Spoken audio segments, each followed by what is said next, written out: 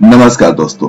कौन बनेगा करोड़पति में खान सर और जाकिर खान गेस्ट बनकर आए। स्पेशल गेस्ट के तौर पर दोनों कौन बनेगा करोड़पति में अमिताभ बच्चन के सामने हॉट सीट पर बैठे और यह बहुत ही मजेदार शो रहा। इस शो में जो भी दिलचस्प बातें हुई हम आपको एक एक सारी बातें वीडियो में बनाकर बता रहे हैं। खान सर ने बताया कि वो क्या बनना चाहते थे जीवन में और किस वजह से वो अपने सपने को पूरा नहीं कर पाए और फिर वो टीचर कैसे बने, इस बारे में डिटेल जानकारी हम आपको देंगे। तो दोस्तों अब आपको बता दें कि खान सर ने इस गेम के दौरान बताया कि वो टीचर नहीं बनना चाहते थे, दरअसल वो अपनी जिंदगी में कुछ और बनना चाहते थे। इस दौरान दोनों ने यानी जाकिर खान और खान सर दोनों ने अपने संघर्ष के दिनों के बारे में अमिताभ बच्चन के साथ बातचीत की। खान सर ने बताया कि वो टीचर बनना उनका मकसद नहीं था, टारगेट कभी नहीं था। वो दरअसल फौज में जाना चाहते थे। जी हाँ दोस्तों, खान सर फौज में आर्मी में जाना चाहते थे, लेकिन हुआ ये कि उन्होंने कहा कि लगता है कि किस्मत में उनके लिए कुछ और ही लिखा था। अमिताभ बच्चन ने दरअसल खान सर से पूछा कि आपने जो पढ़ाई लिखाई की है, बचपन की बातों के बारे में पूछा कि कैसे यहाँ तक पहुंचे, सफर कैसे पूरा किया। तब खान सर ने इस बारे में जानकारी दी कि वो सेना में शामिल होना चाहते थे और उन्होंने एनडीए के लिए भी, एनडीए यानी जो नेशनल डिफेंस एकेडमी होता है उसके लिए अप्लाई भी किया था, लेकिन उन्हें मेडिकल आधार पर रिजेक्ट कर दिया गया था क्योंकि उनका हाथ टेढ़ा था। तब उन्होंने कहा कि उनके दोस्त अक्सर उनसे कहते थे कि वो उन्हें पढ़ाते तो अच्छी तरह से समझ आता है। दरअसल हुआ ये कि जब खान सर पढ़ाई करते थे अपने दोस्तों के साथ और टीचर जो समझाते थे तो टीचर का समझाने का तरीका थोड़ा डिफरेंट होता था। इसके बाद आपस में जो दोस्त होते थे वो उन्हें बताते थे, तो खान सर अपने दोस्तों को खुद बताते थे कि पढ़ाई के बारे में कि ये चीज कैसे टीचर ने क्या बताया है। तो दोस्तों ने कहा कि जो वो समझाते हैं, जो पढ़ाते हैं, बहुत ही अच्छी तरह से पढ़ाते हैं और उनका बताने का समझाने का तरीका बिल्कुल डिफरेंट है, स्टाइल बिल्कुल डिफरेंट है। इसके बाद खान सर ने कहा कि ठीक है, तो इसी में आगे बढ़ा जाए। और उनकी फाइनेंशियल जो स्थिति थी वो अच्छी नहीं थी, परिवार की माली हालत अच्छी नहीं थी। जिस जगह पर वो रहते थे तो वहां का किराया देना होता था और किराया देने के लिए भी उस दरमियान उनके पास पैसे नहीं होते थे। फिर उन्होंने खान सर ने अपने जो उनके मकान मालिक है उनसे रिक्वेस्ट किया, अनुरोध किया, निवेदन किया कि वो घर का किराए के बदले जो उनके बच्चे हैं उनको पढ़ाने दें। वो ट्यूशन पढ़ा देंगे उनके बच्चों को, बदले में मकान मालिक है वो उनसे किराया न ले। तो इस तरह से उनकी जिंदगी की जो रफ्तार थी, थोड़ी रफ्तार पकड़ी, चीजें आगे बढ़ने लगी और एक समय फिर ऐसा आया कि उनको एक कोचिंग सेंटर में नौकरी का ऑफर मिला कि आप यहाँ पर आइए और आप बच्चों को पढ़ाइए। खासकर बच्चों को पढ़ाना शुरू कर चुके थे, किसी से 700 रुपए 800 रुपए महीना ट्यूशन फीस वो लेते थे उस समय। उसके बाद जिस कोचिंग में जब वहां पे गए तो वहां पर केवल 7 से 8 स्टूडेंट थे जो कि पढ़ाई करते थे, कोचिंग में आते थे। लेकिन फिर एक एक कर अगले हर एक दिन में वहां पे बच्चों की संख्या, छात्रों की संख्या थी वो बढ़ते चले गए। संस्थान में उसके बाद 50, 100, 500 छात्र बढ़ने लगे, यानी कि वहां पर धीरे धीरे करके छात्रों की संख्या खान सर के जाने के बाद तेजी के साथ बढ़ने लगी। उसके बाद खान सर कहते हैं कि अब उनको याद नहीं है कि ये संख्या कैसे उन तक बढ़ती बढ़ती 60 लाख तक पहुंच गई, ये उन्हें पता नहीं चला इस बारे में। तो ये बहुत ही मतलब दिलचस्प है उनका कि खान सर जाना तो आर्मी चाहते थे, लेकिन उन्होंने कहा कि आर्मी में जाकर भी मैं देश की सेवा करता और शिक्षा के क्षेत्र में भी आकर वो आज देश की सेवा कर रहे हैं। क्योंकि जब देश शिक्षित होगा, लोग शिक्षित होंगे तो देश शिक्षित होगा और देश शिक्षित होगा, पढ़े लिखे लोग होंगे तो देश तरक्की के रास्ते पर सर पर दौड़ लगा सकेगा। तो इस वीडियो में हम आपको बताएंगे खान सर से कौन कौन से सवाल अमिताभ बच्चन ने पूछे और खान सर उनका कैसे सही जवाब दिया और इस तरह से वो 12.5 लाख रुपए जीत कर यहाँ से जा सके। तो दोस्तों तैयार हो जाइए, आप भी कमेंट करके सवालों के जवाब बता सकते हैं। समय आपके पास बेहद कम होगा क्योंकि हम यह लाइव रिकॉर्डिंग नहीं है, लाइव वीडियो नहीं है, रिकॉर्डेड वीडियो रहेगा, तो समय आपके पास कम होगा। आप सवाल का जवाब देने के पहले ही कमेंट करके हमें बता सकते हैं। कौन बनेगा करोड़पति में जो पहला सवाल आया था खान सर के और जाकिर खान के सामने वो ये था, एक्रेलिक और ऑयल इनमें से किसके प्रकार हैं? सवाल एक बार फिर से, एक्रेलिक और ऑयल इनमें से किसके प्रकार हैं? ए सॉस, बी रंग पेंट्स, सी कपड़े या फिर डी फोन।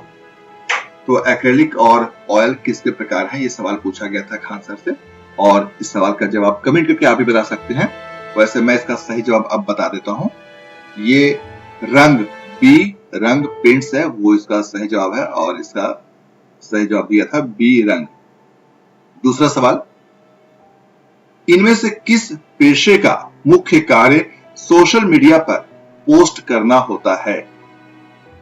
सवाल एक बार फिर से, इनमें से किस पेशे का मुख्य कार्य सोशल मीडिया पर पोस्ट करना होता है? ए इन्फ्लुएंसर, बी चालक, सी माली या फिर डी वकील। और इसका सही जवाब जाकिर खान ने दिया था, जो कि ए इन्फ्लुएंसर सही जवाब है दोस्तों। ए इन्फ्लुएंसर, अगर जिन लोगों ने ए इन्फ्लुएंसर को लॉक किया है, जवाब दिया है, उनको बहुत बहुत बधाई, बिल्कुल सही जवाब था।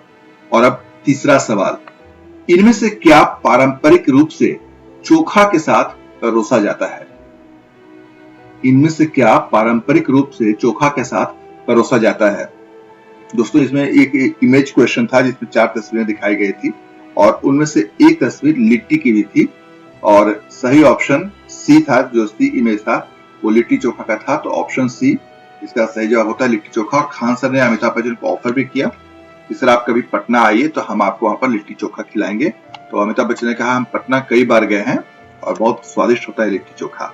तो इस तरह से बहुत मजेदार बातचीत भी होती है, जिसके बारे में वीडियो बनाकर हम आपको अलग से एक बार और बताएंगे। चौथा सवाल, किसी परमाणु में निगेटिव रूप से चार्ज घटक को क्या कहते हैं? सवाल एक बार फिर से सुन लीजिए, किसी परमाणु में निगेटिव रूप से चार्ज घटक को क्या कहते हैं? ए बोरॉन, बी प्रोटॉन, सी न्यूट्रॉन या फिर डी इलेक्ट्रॉन। इसका जवाब खान सर ने बहुत जल्दी के साथ दिया था। उन्होंने कमेंट करके आप भी बता सकते हैं कि इस सवाल का सही जवाब क्या है। इसका सही जवाब है दोस्तों डी इलेक्ट्रॉन।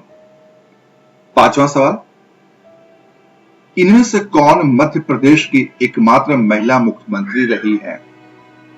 सवाल एक बार फिर से सुन लीजिए दोस्तों, इनमें से कौन मध्य प्रदेश की एकमात्र महिला मुख्यमंत्री रही है?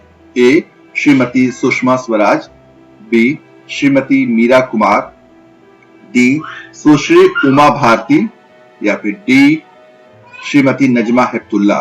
जी हाँ दोस्तों, ये 4 ऑप्शन थे और जिसमें से एक सही जवाब था। और कमेंट करके आप भी बता सकते हैं और मैं अब इसका जवाब बता भी दूं आपको कि सही जवाब क्या है।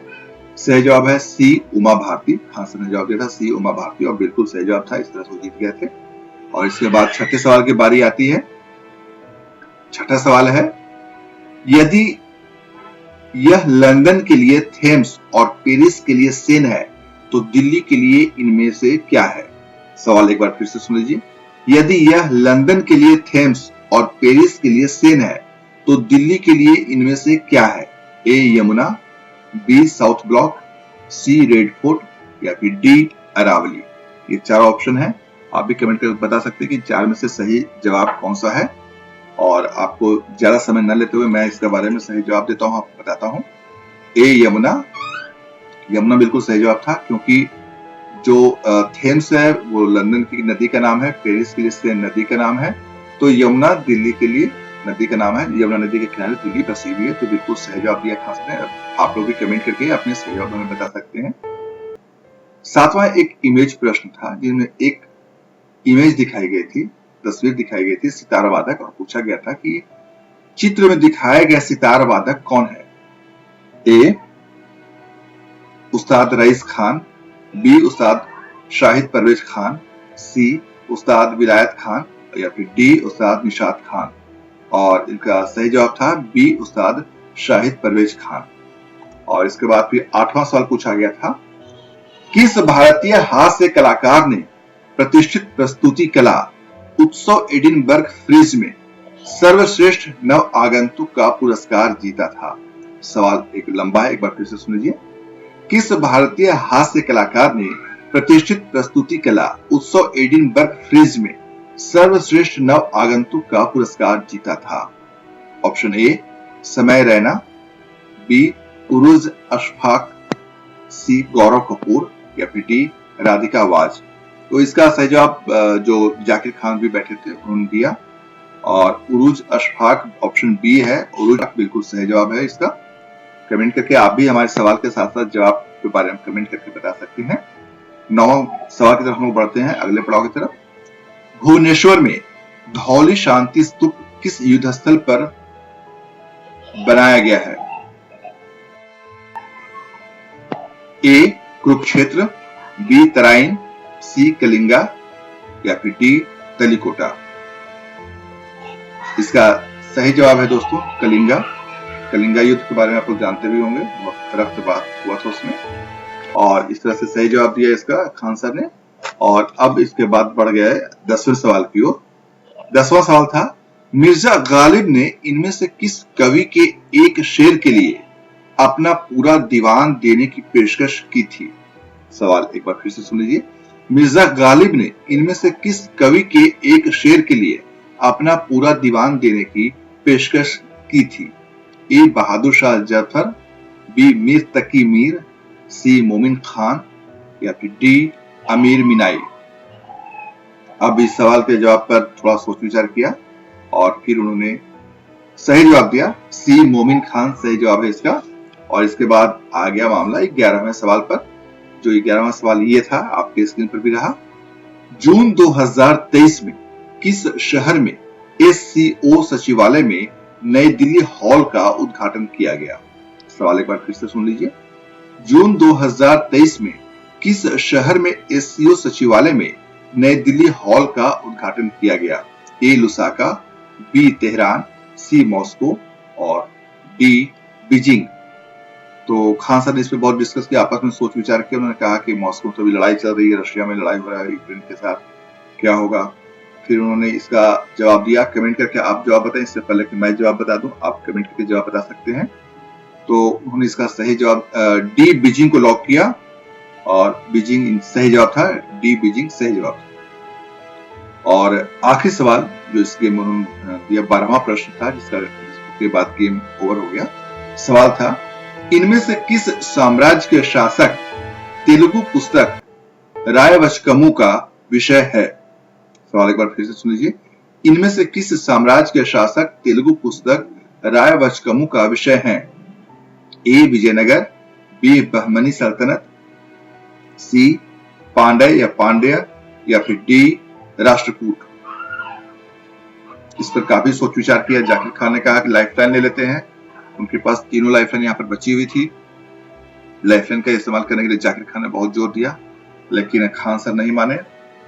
तो जाकिर खान ने कहा भी कि लाइफलाइन ले लीजिए ना खान सर, लाइफलाइन क्यों नहीं ले सकते हैं? लेकिन खान सर मुस्कुराया, उन्हें किया और उन्होंने विजयनगर साम्राज्य ए को लॉक कर दिया। आपको क्या लगता है इस सवाल का जवाब क्या हुआ? सही हुआ, गलत हुआ? कमेंट करके आप हमें इसके बारे में जरूर बताएं। वैसे हम आपके लिए बता दें बिना इंतजार कराए कि इसका सही जवाब ए विजयनगर था, जो खान सर ने लॉक किया था। और इस तरह से 12वें सवाल के बाद खान सर यहाँ से और जाकिर खान 12.5 लाख रुपए जीत कर गए हैं। तो इस तरह से गेम ओवर हो गया यहाँ पर।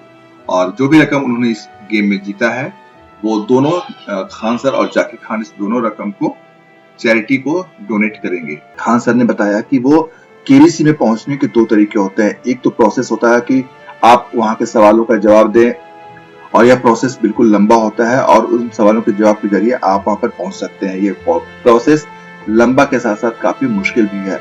और दूसरा उन्होंने बताया कि सेलिब्रिटीज राउंड होता है, जो जिसमें किसी सेलिब्रिटीज को आमंत्रित किया जाता है, केबीसी के शो में हॉट सीट पर बुलाया जाता है।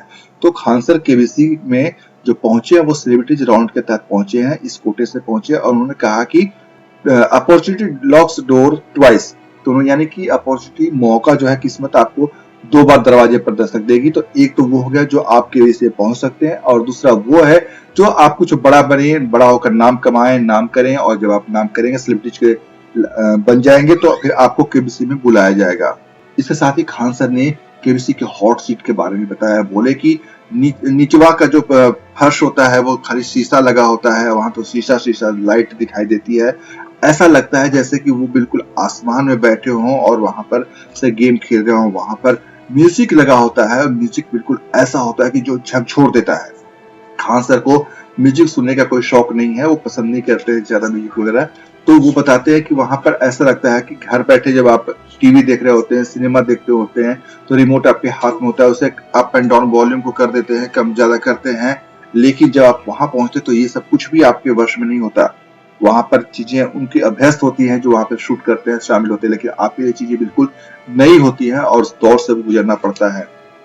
इसके बाद जब आप हॉट सीट पर बैठते हैं, नीचे का फ्लोर पूरा ग्लास का होता है, शीशा लगा होता है, और वहां पर आप जब लाइटें लगी होती हैं, म्यूजिक बजता होता है, तो वहां पर बोलते हैं कि आप तो अपना नाम भी भूल जाएंगे। ये हालत होती है लोगों के बीच। तो ऐसे में सवालों के जवाब देना वाकई में बेहद मुश्किल होता है।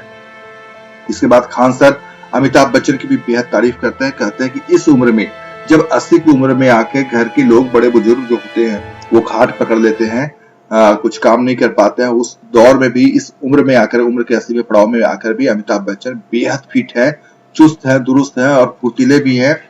वो पानी पीने भी जाते हैं तो बेहद तेजी के साथ दौड़ते हुए अच्छे से फुर्ती के साथ जाते हैं पानी पीने, और उनकी फुर्ती देखकर वो कायल हो गए, खान सर उनके और ज्यादा हो गए। वो कहते हैं कि अमिताभ बच्चन सदी के महानायक हैं और सदी के महानायक के साथ मिलना बहुत बड़ी बात होती है।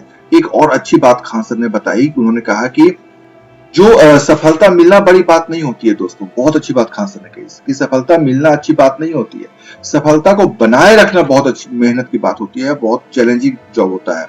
खान सर अपने स्टूडेंट्स को बताते हैं कि इनमें से, आप में से कई लोग जब आए भी नहीं होंगे इस दुनिया में, तब से अमिताभ बच्चन सेलिब्रिटीज है, वो स्टार बन चुके थे। और शोले मूवी का उन्होंने जिक्र किया कि शोले मूवी 75 में आई थी। जाहिर सी बात है कि 75 में जब मूवी आई थी तब खान सर के कोचिंग में आए हुए स्टूडेंट्स में से तमाम लोग नहीं आए होंगे, जन्म नहीं लिए होंगे। इस बारे में उन्होंने कहा कि तब वो स्टार बन चुके थे और उस समय से आज तक उस स्टारडम को, उस स्टार को बचा कर रखना, सक्सेस को बचा कर रखना, मेंटेन करना बहुत बड़ी बात होती है। तो खान सर ने अमिताभ बच्चन की भी दिल खोल कर तारीफ की। दोस्तों, अगर आपको हमारा यह वीडियो पसंद आया हो तो हमारे YouTube चैनल को सब्सक्राइब जरूर करें। हमें आपके लाइक कमेंट का भी इंतजार रहेगा और आप सुपर थैंक्स के जरिए हमारी आर्थिक मदद भी कर सकते हैं। धन्यवाद दोस्तों।